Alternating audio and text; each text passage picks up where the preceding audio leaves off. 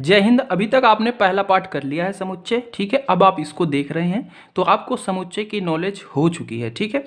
अब इसमें पहले दूसरे पार्ट में संबंध एवं फलन में सबसे पहली प्रश्नावली है जो 2.1, उसमें सिर्फ आपको सीखना है कि किन्हीं दो समुच्चयों का गुना कैसे करते हैं, जिसको यहाँ पे बोला गया है कार्तीय गुणनफल, ठीक है।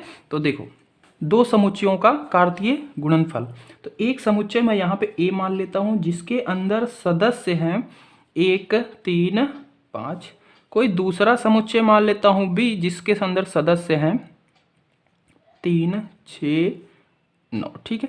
क्योंकि गुना करना है तो दो समुच्चय का होना जरूरी है। फिर इसको लिखता हूँ ए गुना बी और समुच्चय के अंदर ही लिखेंगे। अब देखना कैसे करा जा रहा है। सबसे पहले पहले समुच्चय का पहला सदस्य दूसरे समुच्चय के पहले सदस्य के साथ इसका युग्म बना दो, ठीक है। ये कॉमा लगा के इसका पहला सदस्य लिया, दूसरे समुच्चय का पहला सदस्य लिया, ये युग्म बना के लिख दिया, ये हो गया आपका एक गुना, ठीक है। कि इसका गुना हमने इसके पहले सदस्य के साथ कर दिया। फिर कॉमा लगाओ, फिर इसी सदस्य का इसके दूसरे के साथ यानी कि 1,6, फिर इसी सदस्य का इसके तीसरे के साथ यानी कि 1,9, ये हो जाएगा, ठीक है।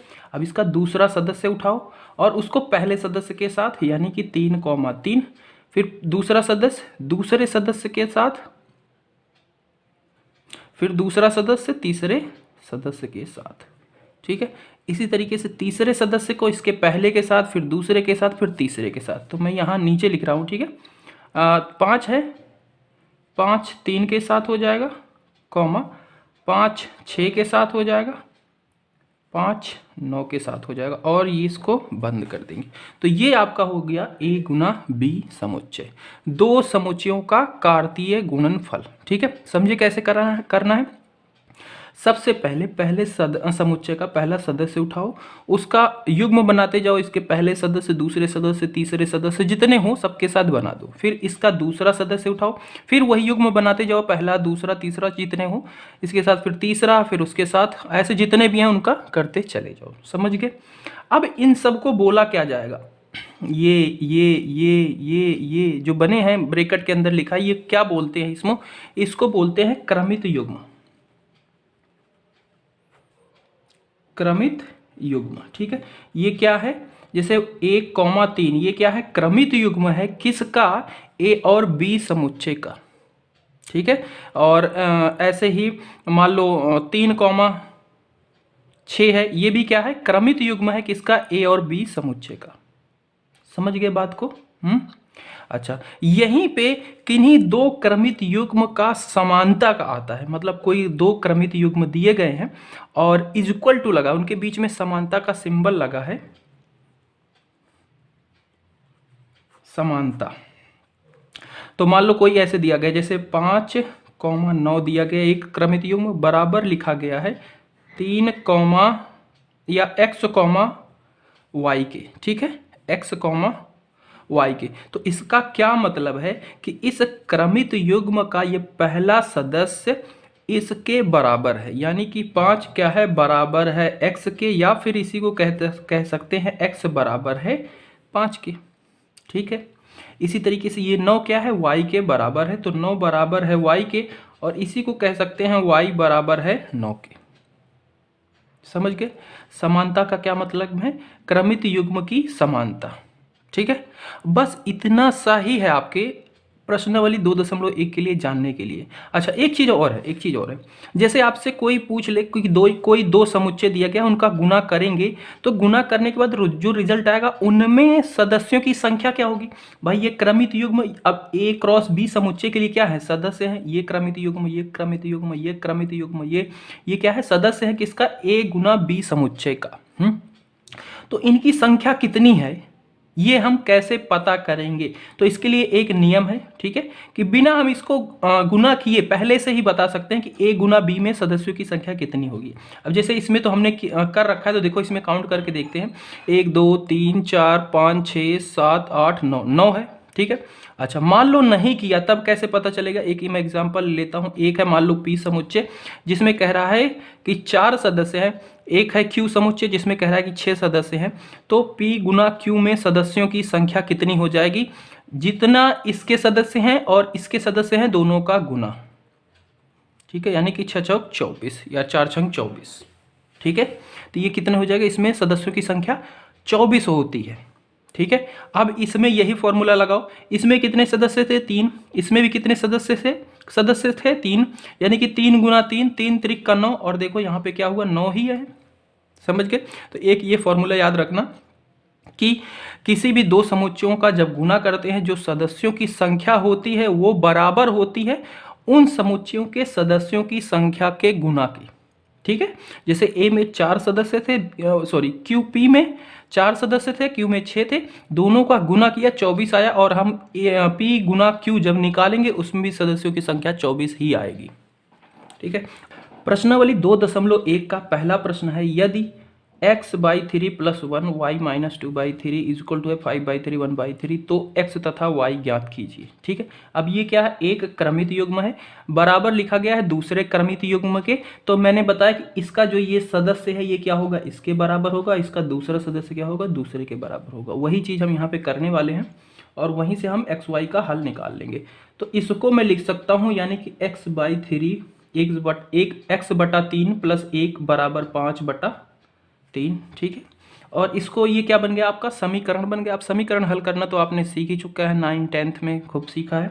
तो उसमें क्या होता है, अगर कोई संख्या यहाँ पे जैसे नंबर है 1 है, ये क्या है धनात्मक है, उधर जाके क्या हो जाएगा, ऋण हो जाएगा, मतलब इधर प्लस में है, इधर जाके माइनस में हो जाएगा, ठीक है। तो इधर ये प्लस में है, इधर आके माइनस में हो जाएगा, और इधर से अब गायब हो गई, यानी कि इधर क्या बचा, सिर्फ x/3। इसको हम हल कर लेंगे। तो ये आपको आता है, ये भिन्न का हल प्लस माइनस, तो ये 3 इसका क्या हो जाता है, क्रॉस मल्टीप्लाई, यहाँ इसके साथ 3 हो जाएगा, यानी कि 5 - 3/3 और इधर x/3, ठीक है। और यहाँ से 5 में से 3 जाएगा, यानी कि 2/3, यहाँ पे x/3। अब इधर देखो x का सिर्फ हमें मान निकालना है, तो इधर x 3 क्या है, इधर x के साथ भाग में है, और जब भाग में होता है तो उधर जाके गुणा में हो जाता है, अगर इधर x के साथ गुणा में होता है तो उधर जाके भाग हो जाता है, बिल्कुल उल्टा होता है, ठीक है। तो यहाँ से x का मान आ जाएगा 2/3 गुना 3, 3 से 3 कैंसिल हो जाएगा, यानी कि x = 2 आ जाएगा, ठीक है। इसी तरीके से y का मान हमें निकालना है, तो ये वाला सदस्य इसके बराबर लिख देंगे, यानी कि y - 2/3 = 1/3। अब ये क्या है, माइनस में है, उधर जाके प्लस में हो जाएगा, 1/3 + 2/3, और डिनोमिनेटर इसके बराबर है 3, 1 और 2 जोड़ेंगे 3, 3 एकम 3, ठीक है। तो y बराबर आ गया यहाँ से 1, तो ये मान आ जाएगा, और x बराबर क्या आया था 2, ये इसका हल।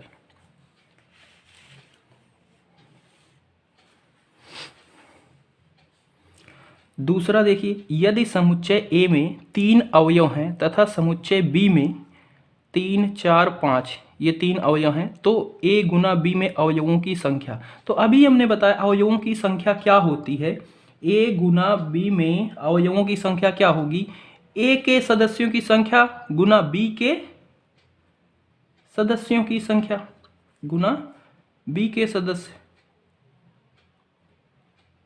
ठीक है।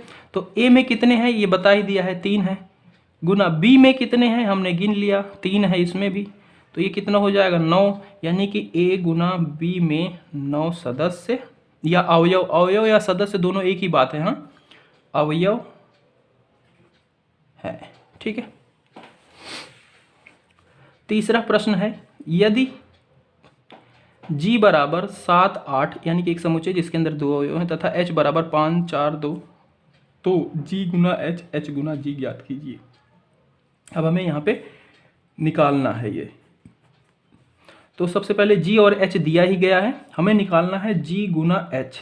तो G गुना H में क्या बताया है कि सबसे पहला जो समुच्चय है उसका पहला सदस्य लो और उसका युग्म बनाते जाओ दूसरे समुच्चय के हर एक सदस्य के साथ। तो इसका 7 है, 7 का हम इसके साथ युग्म बना दिए, फिर 7 का दूसरे सदस्य के साथ युग्म बना दिए, फिर 7 का तीसरे के साथ बना दिया, और तो कोई है नहीं, हो गया खत्म। अब इसका दूसरा सदस्य लो और यही प्रोसेस फिर से करो, यही चीज़ आप फिर से करो। पहले दूसरा सदस्य लिया 8 और इसका बना दिया पहले के साथ, फिर 8 इसका बना दिया दूसरे के साथ, फिर 8 इसका बना दिया तीसरे के साथ, ठीक है। तो ये आपका क्या आ गया, जी गुना एच। और इसी तरीके से एच गुना जी भी निकालना है। तो अब इसमें पहले कौन सा लेंगे, एच रखेंगे, एच का सदस्य पहला लेंगे और इसके साथ पेयर बनाएंगे, ठीक है। तो एच का पहला सदस्य क्या है, 5, तो 5 का पेयर बन जाएगा 7 के साथ, फिर 5 का पेयर बन जाएगा 8 के साथ, ठीक है। फिर 4 का पेयर बन जाएगा इसके पहले सदस्य के साथ, फिर 4 का इसका दूसरे सदस्य के साथ,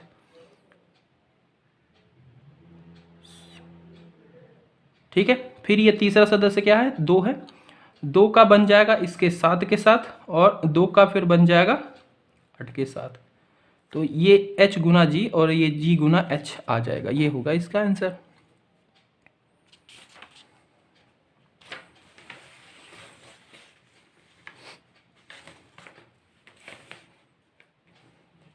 बतलाइए कि निम्नलिखित कथनों में से प्रत्येक सत्य अथवा असत्य हैं। यदि कथन असत्य हैं तो दिए गए कथन को सही बनाकर लिखिए, ठीक है। बतलाइए कि निम्नलिखित कथनों में से प्रत्येक सत्य हैं या असत्य। यदि कथन असत्य हैं तो दिए गए कथन को सही बनाकर लिखिए, ठीक है। तो पहले आप बताइए ये सत्य हैं या असत्य हैं, और फिर उसके बाद अगर असत्य हैं तो उनको सही करना है। यदि P M N है, Q N M है, तो P गुना Q क्या होगा, तो देखो P गुना Q क्या होगा, यानी कि P पहले है तो पहले वाले का सदस्य पहला, फिर इसके दूसरे, पहले और दूसरे के साथ युग्म बना देंगे, तो M N बन जाएगा पहला युग्म, ठीक है। फिर इसका बनेगा M M बन जाएगा, ठीक है।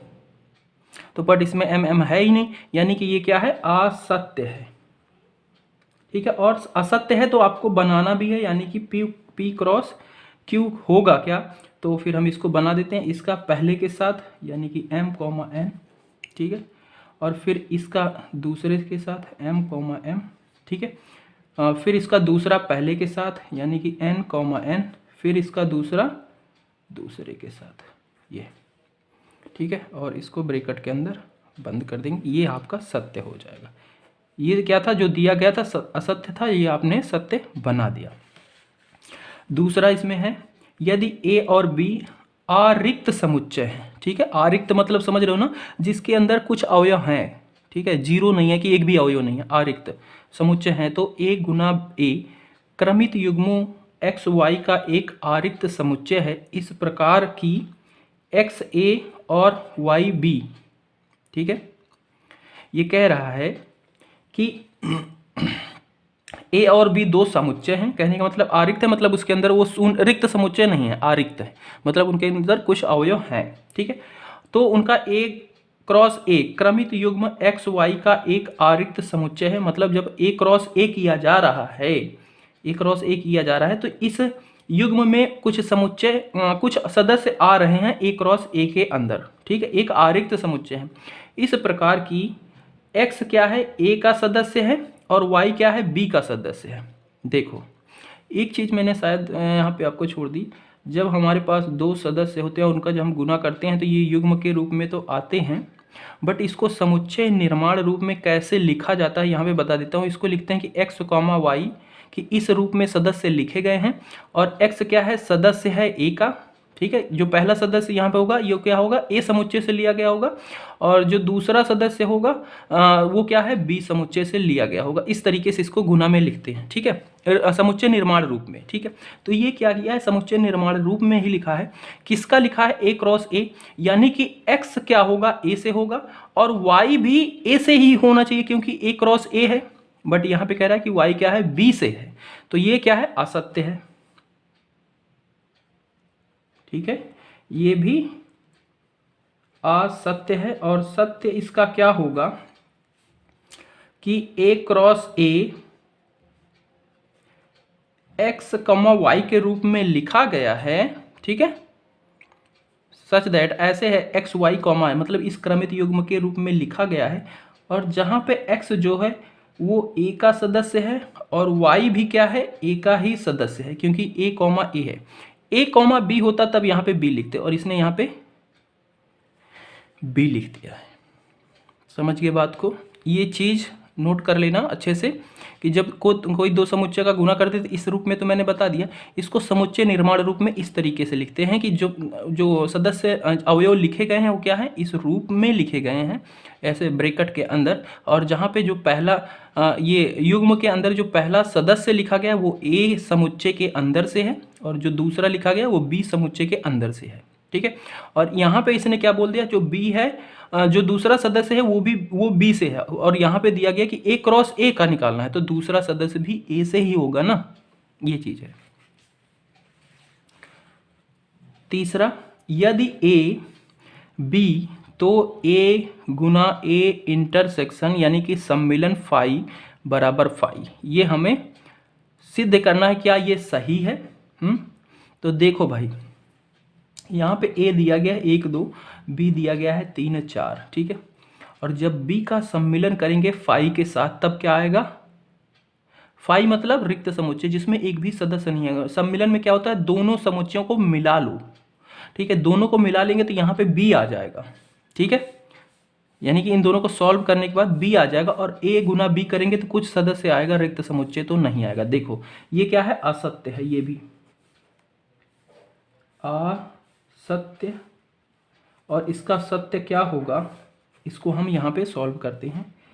ए क्रॉस बी सम्मिलन फाई, ठीक है, ये है। तो सबसे पहले बी सम्मिलन फाई कर लेते हैं। यहाँ पे बी आपको दिया ही गया है 3 4, और फाई का क्या मतलब होता है, जिसके अंदर एक भी सदस्य ना हो, यही मतलब है इसका।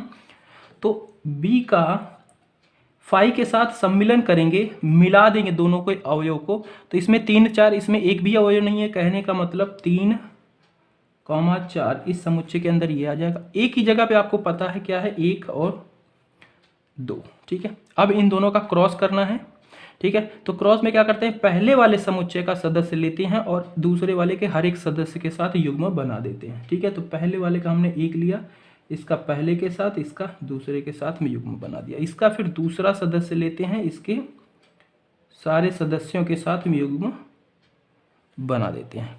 तो ये इसका आंसर आ गया। ये क्या आपको रिक्त समुच्चय दिख रहा है? नहीं, ये रिक्त समुच्चय बिल्कुल भी नहीं है, ठीक है, इसीलिए असत्य था, ये रिक्त समुच्चय नहीं है। ये इसका हल होगा, ये आएगा ए क्रॉस बी सम्मिलन फाई करेंगे तो ये इसका आंसर आएगा, और ये रिक्त समुच्चय नहीं है। समझे?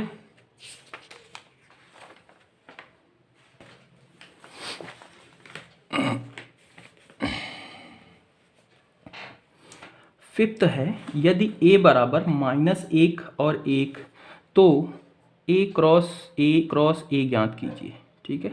ये यहाँ पे ये नहीं है ये चीज़, तो a क्रॉस a ज्ञात कीजिए, मतलब a का गुना a के साथ, a का गुना a के साथ, ठीक है। तो सबसे पहले हम a गुना a निकाल लेते हैं। तो मैं यहाँ पे a गुना a निकाल लेता हूँ, ठीक है, और a यही है। तो मैं यहाँ पे एक बार 2a लिख भी देता हूँ कि दो समुच्चय a को, एक माइनस में है और एक ये माइनस में, ये प्लस में, तो a मैंने 2 बार लिख दिया ताकि आपको समझाने में मेरे को आसानी हो, ठीक है। अब यहाँ पे a यानी कि a का पहला सदस्य a के पहले और दूसरे के साथ युग्म बना लेगा। तो पहला सदस्य इसका -1 है, -1 क्या करेगा, इसके पहले के साथ यानी कि -1 के साथ, और इसी के दूसरे के साथ यानी कि 1 के साथ युग्म बना लेगा। इसका a का दूसरा सदस्य भी यही प्रोसेस करेगा। तो दूसरा सदस्य 1 है, -1 के साथ और 1 के साथ युग्म बना लेगा, ठीक है, ये हो गया। तो अब इसका a क्रॉस a आ गया। अब हमें निकालना है a क्रॉस a, ठीक है। a क्रॉस a यानी कि इतनी की जगह पे हमारा ये चीज़ है, और a क्या है, एक ये समुच्चय है। तो इसका हम पहला सदस्य लेंगे और a के साथ यानी कि इसके पहले सदस्य के साथ और दूसरे सदस्य के साथ युग्म बना लेंगे। इसको देखो कैसे लिखेंगे, इसका पहला सदस्य हमने लिया कि ये क्या है, -1 और इसके पहले के साथ युग्म बना दिया ये, ठीक है, समझे। और इसका फिर यही पहला सदस्य इसके दूसरे के साथ भी युग्म बना देंगे, इसके एक के साथ। फिर इसका दूसरा सदस्य लेंगे यानी कि इसका a क्रॉस a का, और इसके पहले और दूसरे के साथ युग्म बना देंगे। दूसरा सदस्य है -1 और 1, इसका यहाँ पे -1, ठीक है, -1 और 1, 1, ठीक है। फिर इसका तीसरा सदस्य लेंगे, तीसरा है 1 और -1, फिर से ये -1 लिखेंगे, इसके साथ 1 -1 और 1 के साथ इसका चौथा लेंगे 1 और 1, इसके पहले के साथ 1 और 1, इसके दूसरे के साथ ये बन जाएगा इसका A cross A cross A।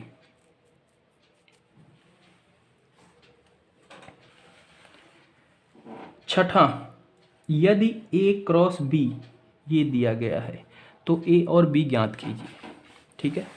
अब इसको आप कर सकते हो बड़े आराम से, हाँ कर सकते हैं, क्योंकि हमें A का पता है कि A वाला सदस्य कहाँ पे होगा, पहले लिखा गया है, ठीक है। तो यहाँ पे पहले कौन सा लिखा गया, A यहाँ पे भी है, यहाँ पे ही है B। तो हमें पता है कि एक समुच्चय के अंदर एक सदस्य को 2 बार तो लिखते नहीं, तो यानी कि A यहाँ पे भी है, यहाँ पे भी है, यानी कि ये A के अंदर है, ठीक है। B यहाँ पे भी है, यहाँ पे भी है, तो B भी इसके अंदर है, बस। क्योंकि एक सदस्य को 2 बार तो लिखते नहीं कि इसको हम एक बार 2 बार फिर B A B ऐसा नहीं लिखते, तो ये आपका A हो जाएगा। B क्या है, दूसरी बार में है, यानी कि क्रमित युग्म के दूसरे स्थान पे लिखा गया होगा। तो यहाँ पे X है, इसको उतार लो, फिर यहाँ पे Y है, इसको उतार लो, फिर यहाँ पे X है, तो X तो पहली बार लिख चुके हो, Y क्या है ये भी लिख चुके हो, तो ये आपका A B हो जाएगा।